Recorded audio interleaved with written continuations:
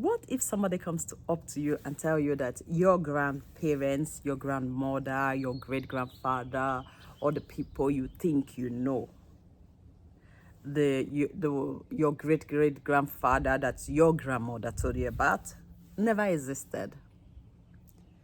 That means that your identity is being questioned. Think about our monuments all over the ancient city of Benin.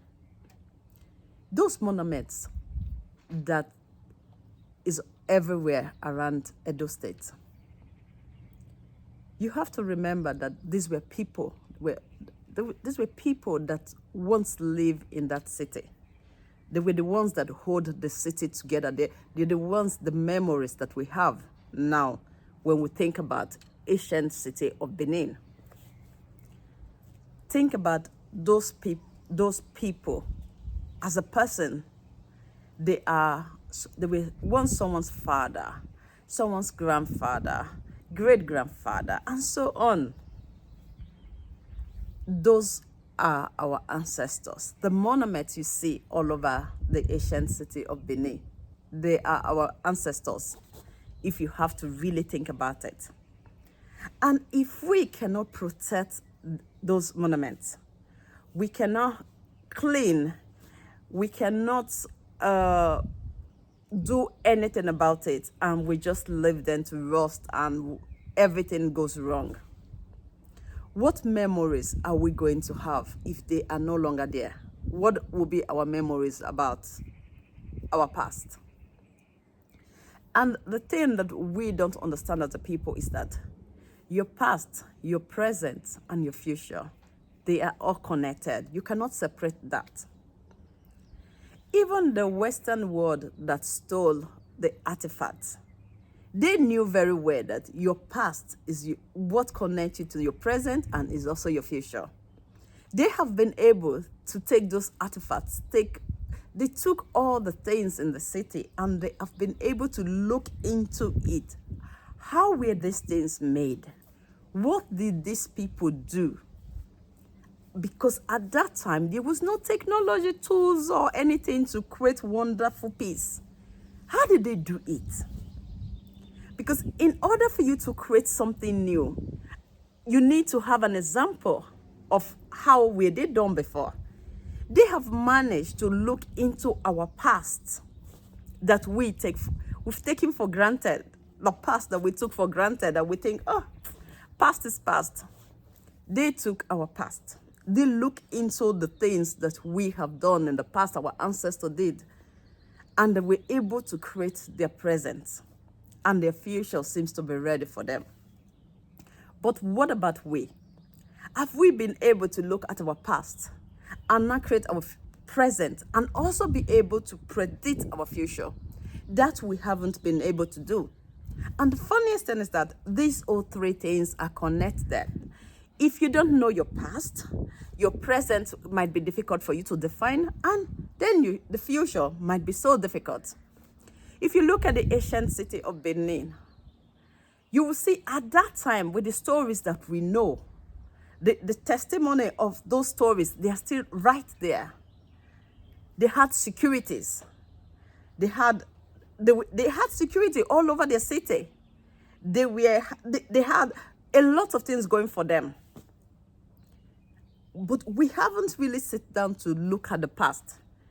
At that time, that security, this Isieme role, that descendant were the one in charge of the security. They were like policemen at that ancient time. But we haven't been able to go back to the past and look, how do they do it? How come they were able to protect their territory? How did they do it? We haven't done that. And because we haven't looked into the past to find out how our ancestors were able to create great artifacts, they were able to have good security, they were able to dominate places, they were able to take possessions of so many things, they were able to trade with the outside world. We haven't really gone back to look how they did these things, how they were able to create one of the biggest wars of Benin. How did it work? We don't want to go back because we think that the past is gone. But just every one of us forgets that the past, the future, the present, they are one. They are all connected. The security issues, we're still struggling with how to have control of our security, how to protect citizens, how to protect properties. But we fail to look back. How did they do it? What they did? And that is where the problem lies. I think that the monuments in every part of our city should be protected. They should be able to bring an income into the society because that is where tourism comes in. Someone once leave a message, a comment on our Facebook video. The person said that some of the communities are busy selling land instead of protecting their heritage, whatever is in their community. The truth is that in today's era, the Western world has been able to do it because they have made those past, those their heritage, they've made it into business in a way that it brings income. It's even value, they are precious. They have turned it into precious things that bring money to the society. That we've not been able to do. When you cannot create that connection, that whatever you have as your heritage, what you have as a blessing, when the things that the past that is right there, if you cannot make those things worth something, then it's difficult for the people of this era to protect those things. Because when we look at the society, most of the things that is being protected, if you have a car, for example, and that car is giving you money, that means that you're going to try to take care of that car. If you have something that is not giving you money, it's to the era of today, that is the life we are now. We have to be realistic to ourselves and not try to shy away from the truth. If that's whatever you have now is not giving you an income, it's not giving you anything, protecting that thing, taking care of that thing becomes difficult. That is why the government should come into the tourism sector, even since the government have a master plan. That is why they should talk to communities, be part of those communities that have things to offer in historical events, historical things, monuments, things, stories. They should be able to turn that into business for those communities. So that income, those things become so precious that the community now find it very, very important to protect that place. For example, when you take Owoton as an example, where the British came through into Benin and they went through those areas, Ugbene community and all those places. Imagine if Visit Edo or what we are proposing, Benin City Tour, is able to take people to that direction every blessed day. And these people that are going there are going to pay for a tour to that area. That means that such communities will start making money from tourism. A community that is making money from tourism, do you think that they will not take everything in that community that is precious to them, their heritage? Don't you think they will take it serious? It becomes precious immediately. They start taking care of it because they know that this is where our income is coming from to do things in the city, the village, the community. Maybe they have to sponsor hospital, maybe they have to support schools, maybe they even have to pay some of these elder salaries and support the old people. They are going to take it serious. That means that it becomes a business for them. So that is why I think that the government should come into the tourism sector and set a road, a map. Work with people, work with private people like us in order to make all these things, make them productive. So that the communities, the people in charge can be able to protect those things, be able to do something meaningful. Because whether you say it from now till next year, Whatever we have in Edo State is at risk of going away if we don't do something about it. There are different monuments all over Edo State that is supposed to be paid attention to. Maybe it doesn't really cost much money to pay attention to those things. Like I said on my last video, they just need to be recognized. You just have to find a way to make this whole thing work. Imagine having to have a partnership with University of Benin, different schools in Nigeria, that they need to come to Benin just any story related to the 1897 invasion. Imagine the amount of money that student tour to Benin City to know about that history will bring to the community, will bring to businesses. There will be a big difference. So let us start thinking in the right direction. We should start thinking about how to make the things around us, because our ancestors that made all these things, that were part of creating the building, that structure that is that we have not been able to take care of today, there was a reason for doing it. At that time, it was working for them. We have to find a way that these things, they should work for us. We have to be able to see them as precious, because it's like when, many people use, like you as a parent, you're trying so hard to build a home, build a house, hoping that your son or your daughter inherits that place and be able to move forward.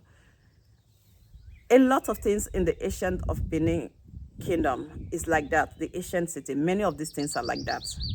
Our ancestors have created things.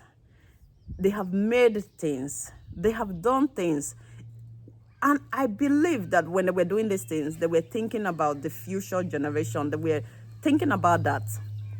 When they were protecting the people, doing a lot of things, trying to save the empire, trying to do a lot of things, taking risk, doing a lot of things, fighting wars. I think that they had the future in their hearts about what would they leave for their children. They had their generation thinking about them. That is why they did a lot of things that they did. And the story that we seem to talk about now, I think that was the passion behind those stories. And those things that have been done, left for us, what are we doing about it? If I happen to build a house and that house is maybe for my daughter, I think I will want my daughter to take good care of that house and even do more for that house.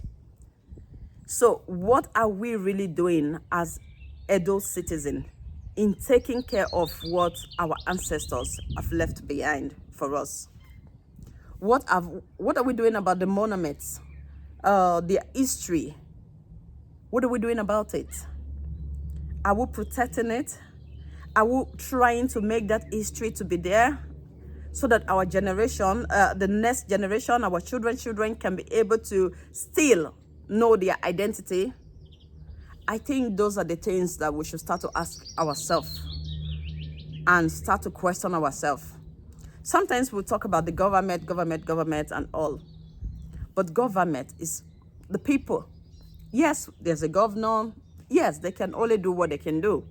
It's not still left for the people to be part of, to be part of it, to put it upon themselves as citizens of that place, to say they want to protect what they have, they want to come together to do this, they want to support locally made, they want to support things that are going on. It's still left for them to do that. And when we cannot do that as a people, when our ancestors that we're supposed to protect in order to be able to define who we are, if those things is at stake, then we should remember that our children, their identity is going to be questioned. You can leave a comment under this video and let me know what you think. This question of who we are is very important. Our past, our present, and our future is all connected. Until we start putting these three things together as one, it might be difficult to to know what to do. It can be difficult. I don't know how to put it. But I just think that these three things are connected and we should not separate them, because our past is what defines us. That is why I started this video by saying that imagine if your great-grandfather, your family member, or the people that your grandmothers told you about, if they never existed. That means that the all of your being is being questioned, and that is the problem. Because if you don't know who you are, your life, it might be difficult to define it's difficult for progress. You need to know yourself, who you are, in order to recreate, to have to build a future around you, what you want. So I want you to leave a comment, and I also want you to think about what I just said about our identity, the need for us to protect our monuments, our heritage, our culture, our tradition. They're all one. It's very, very important that we start to look into that direction, and we start to find how we can do something about it, what we can do about it, and how we can move forward as a people. Those things that once made our ancestors great, how do we now make use of it now in order to be great? Because if you look at the past, they were able to, they had a great city. What kind of city do we have now after so many years? Do we have something that we're leaving behind for our ancestors? The story that they can tell? Do we have something that we're leaving for our next generation, our children, our future generation to tell about us? What will be the story they're going to tell about us? We have many stories to tell about our ancestors, the people that once lived. Every monument that represents someone, we have their stories to tell, our heroes and grandfather and all the things that they did. What will our children tell about, what would they say about us, the generation that we have, what we do now, what we're doing, everything? What are they going to say about us? Are they going to say that we were able to keep that history, protect our ancestors' graves, their monuments, and there's everywhere, all their footmark, their footsteps, their whatever where they've been? I think that question should be in each and everyone's mind to think about that. Because in every place you step your foot on in Benin City, you should remember that you're stepping on an ancient ground. And remember that you're privileged to be able to do that. Even with the invasion, the way they destroyed the city, and still, we still have a city right there. I think I am privileged to be from that place. I don't know about you. That question is left for you. If you, because I believe that I am privileged to be from that place, that is why I think that is my responsibility to talk about it.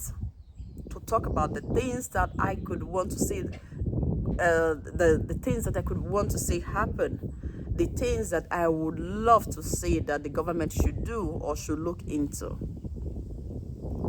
We have a city to protect for the next generation.